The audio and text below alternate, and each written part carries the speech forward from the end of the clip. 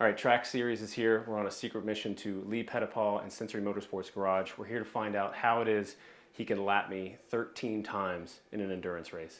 So let's go check it out. I guess we found our answer. So we will catch you guys on the next episode. Have a good one.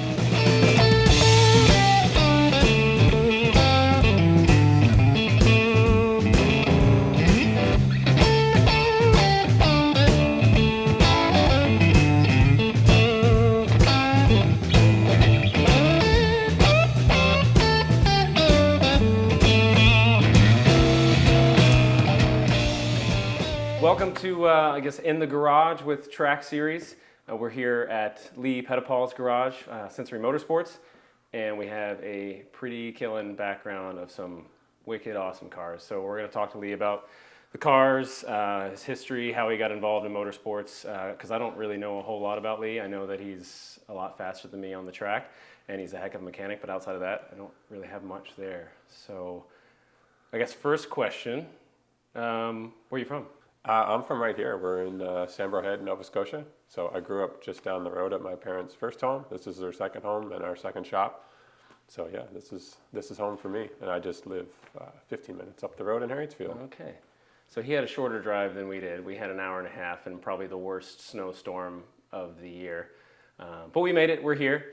So yeah, so you're from here, and your start in motorsports, I assume it was at a very young age. Yeah, indeed it was. Just kind of grew up in racing. My father always wanted to race, but wasn't able to till later in life. So when I was younger, he sponsored a bunch of cars. Those were in drag racing, so I hung out at the drag strip a lot. Drag strip in Sackville, which isn't there anymore. Drag strip in PEI, Oysterbed Bridge. Is there a drag strip in Nova Scotia? They race in Greenfield, which is also, I believe, a community airport. Okay. Yeah. Well, it's long enough to go fast, I guess. And he sponsored drag cars and sponsored Dave Smith, our friend Dave Smith, in Trans Am. And that was like 1985 was the first Trans Am race I went to in Mosport. Sweet. So that's where the going away to Mosport bug started that we're all still involved with. Right. And then I started go-kart racing in 1987. Did that for a couple years. My dad got his first road race car, the red Corvette that some people might remember. Yeah. From the Moosehead races. He got that in 1988, I believe, if I get my years right. So. What year vet was that, a 69? 69, yeah. I had zero interest in working on cars. Dad forced me to every once in a while to help him out and get tools and yell at me to do this and hold the light and all that kind of stuff. Yeah, that's what dads do. Yeah, you're never holding the light in the right spot. Yeah, and then got a driver's license, and there happened to be an old Porsche 911 sitting in our garage that my dad bought before my brother and I were born, and that became my first real interest in cars. He said, if you guys can make it run, it was all apart, the engine was out. I thought it was when I was a little kid, I thought it was a piece of garbage, like just something over in the corner that was in primer. And then I got, older and realized, oh, that's a Porsche 911. That's a pretty cool car. Yeah. So anyway, I spent like a year and a half rebuilding that with like no idea what I was doing, right? Help from Dad, but... That's awesome. I did not know that. That's a heck of a car to have for a first project. What year, 911? 69, 911 T Target Top. Awesome. With a Sportomatic transmission, because my dad's handicapped. He can't drive a standard very well. I guess he has at some point in his life when he was younger, but yeah. I had it at AMP. I did 2 race schools with it, because back then there wasn't a high performance driving school. It was only the race school. So if you want to get on track, that was really your only option. So I went there the first time with no idea of getting a race license, and I didn't. And the next year I went, I still had no idea I was going to get a race license. And halfway through the day, my dad was racing that weekend. He said, hey, do you want to take the Corvette out? I'm like, yeah. So that was pretty cool. First session I went out, like Paul's passing me and blowing me away in his street car, and I'm in this like high-powered big block Corvette, but you got to start somewhere, right? Yeah. And the last thing I wanted to do was like doing damage to that car. So I did my race school that weekend. So. Jeez. So that was the start of my car racing.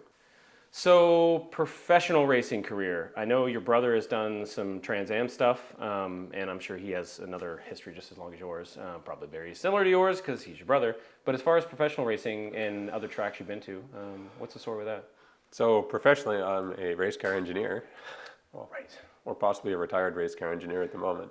But I did a mechanical engineering degree at McGill University, and thought always about racing. My family was racing at the time. We were racing our TA1 car in Can Challenge Cup in Ontario while I was going to university. So summers were doing that, and then off to school. And always just thought about wanting to be involved in racing.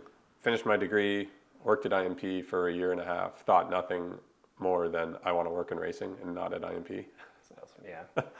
And landed a job on a Trans Am team in Minneapolis, Minnesota with Jim Durhog. And I just started as a mechanic. Pay wasn't great, but learned the ropes. I'm sure. It was the Durhog School of Race Car Mechanics. And it was a good one. Couple months in, I was a data guy. So, because I would just take the computer home at night, ask questions, figure things out. And from there, just worked my way into sports car racing, endurance racing, worked my way up into assistant engineer. And then when I was with Extreme Speed Motorsports with Scott Sharp, I was lead engineer on the cars we had there. And the last gig I had was with Reese Competizione since 2016. So it's been a while, and I decided to Petit Le Mans last year was my last race with them. I just time for a change. Yeah. Just, not really enjoying IMSA as much as I used to, and then they went ahead and won the 24 Hours of Daytona I saw that, this year. A race it was actually my very first professional race. I did it with Durhog. I walked in the door. There's this 24-hour car sitting there. We load up, go to Daytona. We've got one of our drivers was Derek Bell, and he's sitting beside me. And I'm like, okay, this is pretty damn cool for my first race ever. Living I'm the changing dream. a tire, which I don't think I've done since that year because I've moved into an engineering role. Right. Don't really get to change tires unless the team is doing practice, and they want to laugh at the engineers and give them the guns and say, okay, guys. So with the data analytics stuff, you're like during the race, you're looking at pit stop windows, the health of the car, all of that stuff, right? Yep. Okay. I mean, it's two kind of really easy mission statements is what do you do if it goes yellow? Because if it stays green, you pit when you're out of fuel. That's right. Just what you do, right? Most of the 24-hour race, you're just doing that. Just you're on repeat doing that cycle. And the second one is the health of the car. So if there's something you can catch on telemetry that you can fix before it becomes a major problem, you're always looking at, like, good example is tire pressure. You start a little leak in the infield at Daytona, and then it turns into complete disaster up on the banking or whatever. But if you can catch that, so sometimes you do, sometimes the driver catches it, sometimes the engineers catch it. Yeah. Those are two kind of things. It gets very complex from those two mission statements, but and you're on the computer the whole the whole time. hours. Well, when I was probably it was actually 2016 at Le Mans. I'd never slept before, never took a break, and we were winning that race against the Fords. It was like this big Ford Ferrari battle that the media kind of trumped up. Yeah. And we led it for a long time, and then there was this big controversy at the end, and we were all so tired that nobody could figure anything out. So you're just like, you're trying to read the rule book, I'm like, I can't read it. Yeah. I can't focus on the words. Search on the computer's not working. So from that race forward, I always took at least 2 hours off. Yeah. So like 1 a.m, I'm like, okay, I'm out of here. Packed my bag up, went back to the trailer. You can't sleep because it's so noisy, but just rest. laying your head down for 2 hours. And then from that point forward, the other engineers, there's usually 3 of us, they're like, yeah, you were like kind of with it at the end of the race. Like, we probably need to start doing that kind of thing. So, yeah, but makes sense. it's the 24-hour races. I really enjoyed them when I was younger, but then kind of the older I got, it's like kind of sitting there thinking after 20 hours, you're like, it's a long time to be sitting here. Yeah, yeah, it's a long race. I don't know. I'd love to go and spectate one, but I don't know what I would do for the 24 hours. I'd much rather have a computer in front of me. And It's actually I've never gone to the infield at Sebring, but at Daytona we've broken a couple times just around like 10 o'clock. So it's like everybody's out partying. There's lots of booze flowing and crazy stuff going on in the infield. And we've like wandered out in the infield, and people are like, oh, you're from a race team. They just like grab you, throw you by the campfire, feed you beer and food. And yeah, that's awesome. It's actually pretty cool. Sebring's supposedly really cool like too, and big party. But I've never managed to get to the Sebring infield because it's a 12-hour race. If you break, you load up and leave. So, Yeah. but Daytona, it's like everyone wants just go back to the hotel, go to sleep. We'll come back in the morning. The race is still going on, and you'll load up. So, So you're the not car, really in a hurry. car to get hits a there. wall, you're kind of like, nah, it's not the worst thing. I get to enjoy the rest of the night. The best thing, if you're going to hit something, 2 years ago, I was with another team, GMG, and we were the first car out in like hour 3. It's like, if you're going to do it, you might as well do it quick. Right. Like, if you do 23 hours and you have a problem in the last hour, that's like, you just see people it happens to, and the crews are just like, they're zombies and they're gutted. Yeah, I can only imagine. That's like the huge disappointment. So AMP, so we race at Atlantic Motorsports Park in Shubenacadie, Nova Scotia. Wonderful track's been there since 76? 74, 76? Well, it's a 50-year anniversary, so I'm going to say 74. Cincinnati Public Schools did not do me well with math. So 50 years this year. What are your plans for this year? So this year we've got 4 races plus the JCM, and my plans are to be at all 4, which I'm not sure I've ever made every race at AMP in a season. Yeah, usually go away to Mosport or... Yeah, the years that I've done all but one, it's usually we miss like the last one because we want to go away to a race at Mosport or Tremblant or something like that. So, but this year I'm planning on doing all 4, and so this car behind me was built for Jay McPhee by me at the shop, and it kind of lay dormant for a while. And I actually just recently purchased it from Jay, got it for a good price, and so now this is my car. Then I'm going to run at AMP and run it at Mosport, and then my old car behind Mike, the 06 Pro Stock, I'm going to offer that for rent. So got a couple people interested. I'm sure my brother will jump in it. Yeah. Yeah, I mean, my idea was I couldn't really figure out what to do with this car if I bought it, and then my dad had the bright idea. He's like, well, you should use that car and rent the other one. I'm like, well, the other car is your car. I can't rent it. He's like, do what you want with it. I'll help you run one car. Yeah. I said, okay. Awesome. So let's do it that way. And it's a selfish idea. I mean, yeah, we don't have a lot of rental opportunity in the province. So from that way, it's not selfish. I want to try to help the community and help the track and attract people. For sure. The first thought was like a Miata, because it's a spec Miata because it's more accessible to everyone. Whereas this car is obviously, you can't just show up off the street and rent it. And it's going to be a very select number of people with a certain experience that are going to be able to jump into something like that. Yeah. Yeah, but here's the selfish part. If my brother rents it for a reasonable price, now I got somebody to race against, right? Like, for sure. Because I've been kind of it's been kind of lonely out there since Matt stopped running. Matt was like the best racing I've ever had in anything. I remember bar watching none is with Matt, and it was absolutely amazing. He documented it all, obviously, and did an awesome job on that. Yeah, so check that out if you haven't. I think it's Go Grassroots. Matt Trivet, he drives a E46 M3 S54 6-cylinder. But Steve Phillips over at ISI put that car together, and he was able to run right with Leigh at the front of the pack. I was watching that when I was driving the Neon, and it was like some of the best racing I've ever seen. Yeah, I mean, I learned racecraft and Matt was really great to race against. We had a couple little altercations, but generally we both gave each other racing room, and we just like get out of the car and like high five, and that was awesome. Like. Well, there's so much. There's like aggression. There's adrenaline. You're pushing for it hard. I mean, there's going to be instances. I mean, 2 cars are. I mean, it's not as different as the Radical and the Pro Stock, but like Matt's a little like way nimbler in 9, and he always catches me there.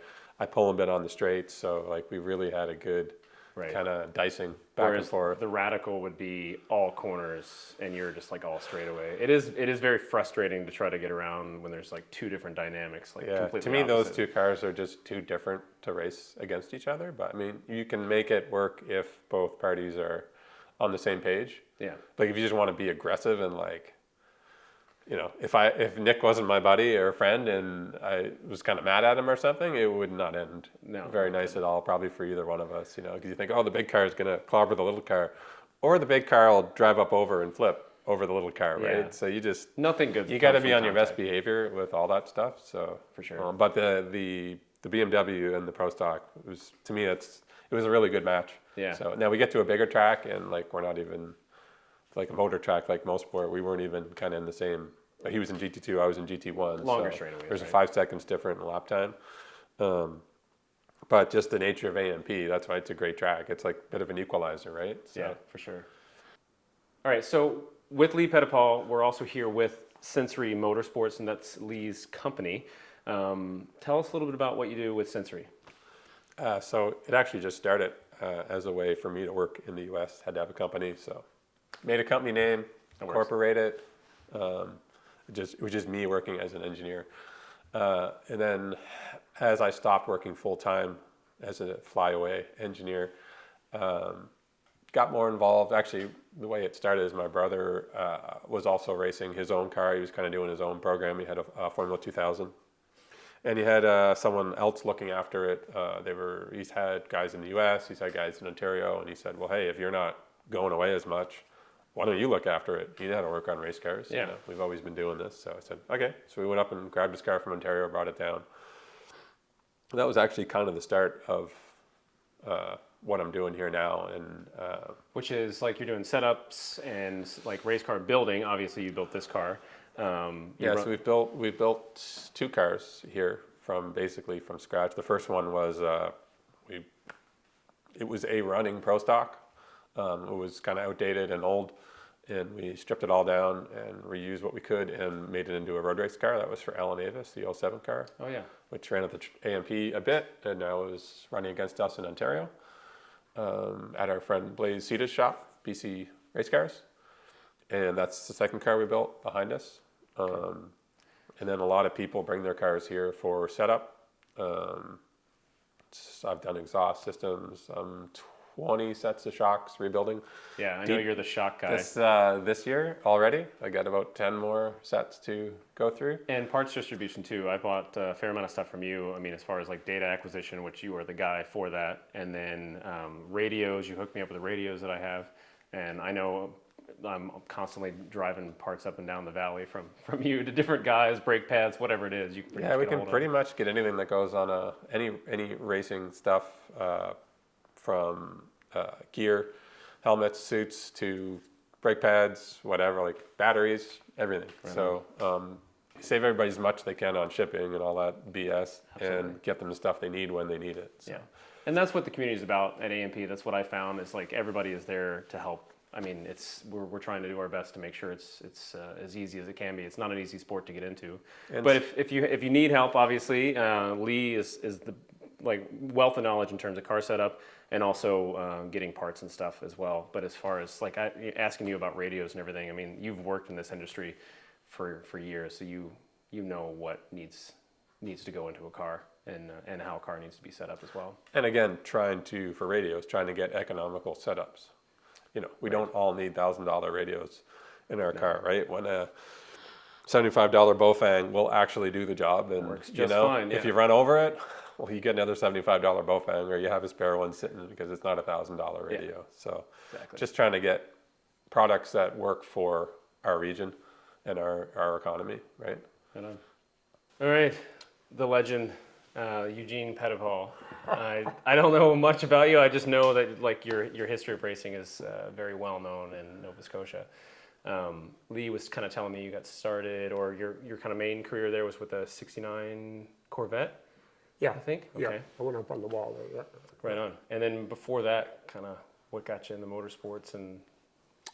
Well, being handicapped, can't play baseball or hockey. Yeah. So. I was attracted to something that I could do, and I always liked cars, so that's how I got involved. I bought a new '69 Corvette. I worked my buns off to get that because things weren't cheap back then, to buy a brand new car. But I had some help from the local dealer. He helped me along, and I got involved with drag racing. But I always really wanted to do road racing. Yeah. But I just didn't have the money at the time. Right. So I put it away for about 20 years, and when I sold the company that I had, Heritage Cedar Homes, I had nothing to do, so I thought I'd buy a race car. And that's when I bought a race car up in Ontario, the '69 Corvette, the red one. And I ran that for about 10 years. I had a lot of fun with it.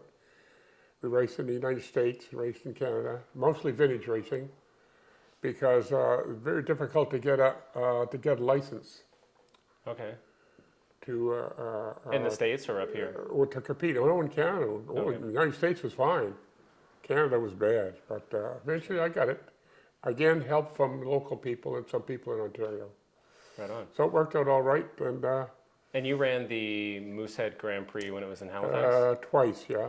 That's awesome. And once over in, no, I didn't run the one in Shearwater. We ran another car that I had bought from another maritime or Nova Scotia legend, Murray Edwards. He was getting out of racing, and so I bought that car. And I had Dave Smith, who's also Know that name. well known in road racing. I bought that car and put Dave in it, and he raced in Shearwater. Awesome. When was last time you were racing? My last race? Yeah. Oh God, 2000. 2000. Okay. So 23 years ago. And then you let the sons carry the torch.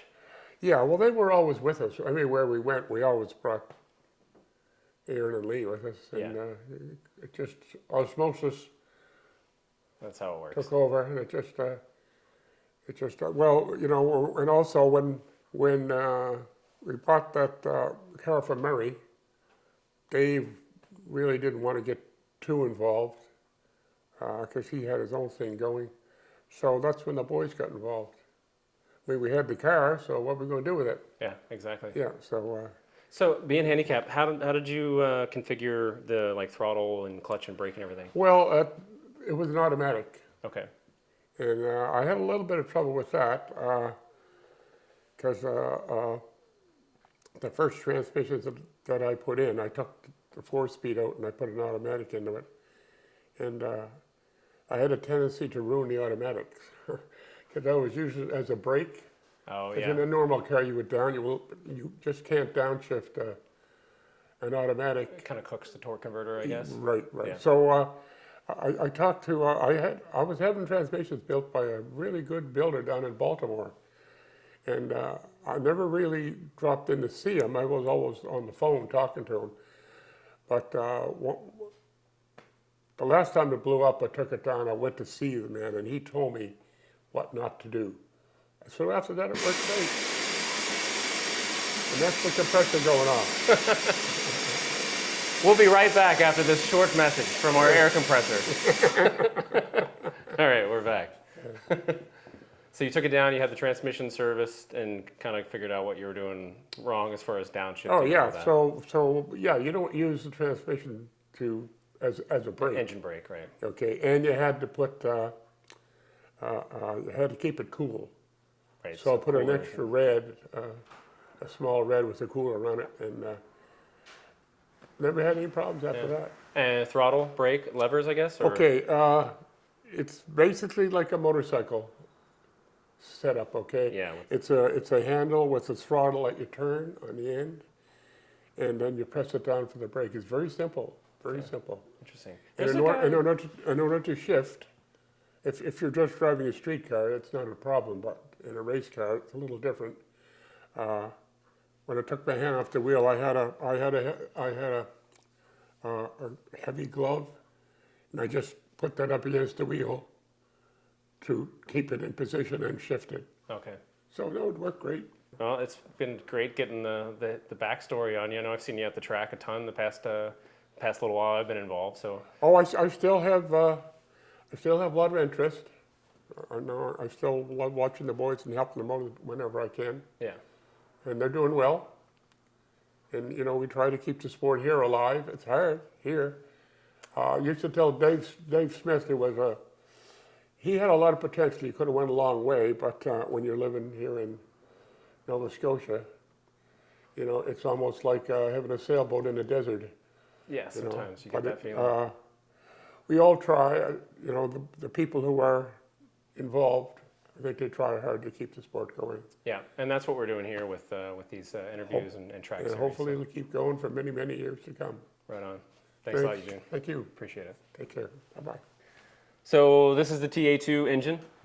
Yep, and TA2 chassis, but the car is built to a Pro Stock spec. which is generally parts that are a third of the price of TA2 parts. Right. TA2 is a spec series, basically. And any spec series, usually the build is a lot more expensive than if you were just building a car to run in club racing. Yeah, because everybody has to be the same. Yeah, there's a cost cap and everything, and everybody maximizes that cost cap. So, Right on. where it uses a TA2 car uses a $900 brake caliper, I use a $200 brake caliper. Tire width. That was a question I had. I know you guys use different numbers and stuff as far as like Hoosier and Pirelli Selects, but this is like a 285 or a 300. How wide would that be? Do you know? Got to stop with the numbers, buddy. I'm a numbers guy. Well, you're a numbers guy. You Yeah, should but I don't know. remember them because they're right there. They're wide. They're They're- sticky. It's a 10-inch wheel. All Yeah. stock car wheels are 10 inches wide. Okay. NASCAR 10 inches wide. Every stock car. So the only thing. Super late model, all 10-inch wide. So they were 10-inch wide. But these are Pirelli. It's built to the same size as a stock car tire, but it's a Pirelli road race tire. The only thing I've gotten out of this entire past 2 minutes is it's fast. Right? Well, we hope so. I think so. So you're doing. Actually, this car's never actually raced. So you don't know what it's going to be able to do. I did a 9 in it on its first outing. So And it was all right. Aaron was. Did he get in the sixes, sevens, I 106? got a 5.9, 5.9. Okay, So that's pretty quick. Let's take a look at the 05. this car has done a couple seasons and kind of ripped apart. Gonna put some new doors on it because we're changing the color scheme a bit. So I figured, well, probably shouldn't wrap over old beat up doors. So get a couple doors And it's all fiberglass. made up. Doors are aluminum, roof's fiberglass, fenders and quarters are fiberglass, and the bumpers are plastic. Okay. And then the 604 is going back in that. Transmission, different from oval track. It's got, is it a 3-speed, 4-speed?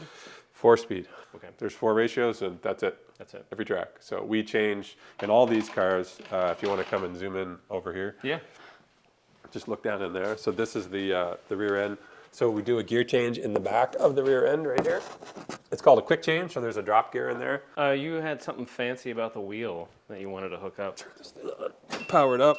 So yeah, this is something that I've invented. So yeah, this whole pod or whatever, my son and I got a 3D printer a couple years ago, and it's allowed me to make stuff like this. The housing, the electronics are all kind of it's like a hobby electronics. Sweet. Figured it all out from YouTube videos and Googling. But yeah, this actually controls, these are my tire pressures.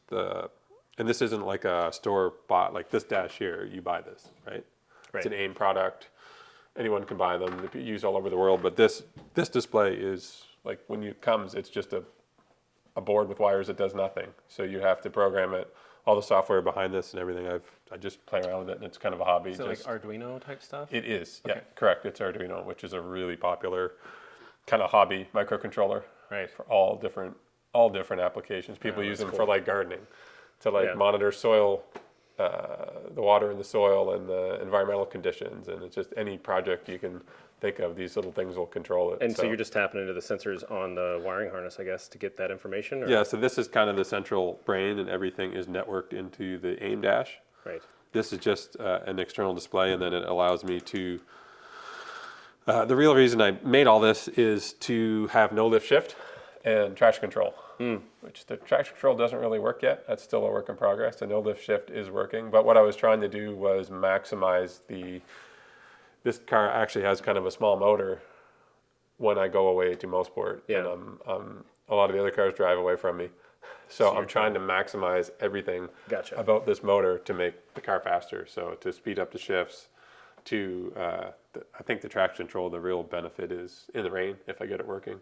Right. To just be able to kind of like mash the thing to the floor and let the computer deal with it. So Yeah. some people think, that's not pure racing or kind of ruins it. But If it's for faster, me, it's faster, right? I mean, there's a switch, you can turn it off. Like my brother just turns it off when he drives it because they don't have any of that in TA2, so he wants to practice for what he's gonna do, so he just turns it off and doesn't use any of it. But for me, it's just I'm a engineer, data geek. It's just a project I work on. It's the fun. I work on it at night when everybody's in bed, and I enjoy it. yeah. So. Well, to me, the most fun I've had with the car is being in the garage working on it. I mean, you learn so much, and most of the season is spent when it's snowing outside. We're hanging around with the cars, so It's not an easy project though, because from your last video with me spinning, it was because of That. The traction control. No, it was an no-lift shift. It didn't. Actually, okay. the system rebooted for a reason that I figured out after the fact, and it's now fixed. But it was in a reboot cycle, which lasted about 11 seconds, and I pulled for the gear, and it didn't cut, so the shifter didn't move because it never let the power off because I was full throttle. And the second time I did it, I let off, but for some reason I jammed it into first, not third. That's when you spun out. And it locked the rear wheels, Gotcha. and I spun. So We'll cut to that clip of Leigh spinning. It's pretty entertaining. This gets a little hairy.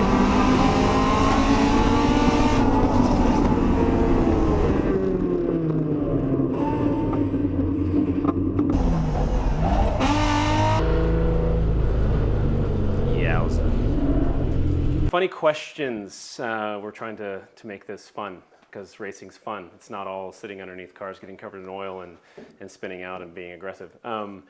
Question. I had a question. If you had one car out of any car that you could get for free tomorrow delivered, what would it be? does it have to be a race car? No, it could be anything. Oh, that's a tough one. We'll cut. I'll put a break here and we'll be back in 15 I minutes. think it would be a proper TA1 car.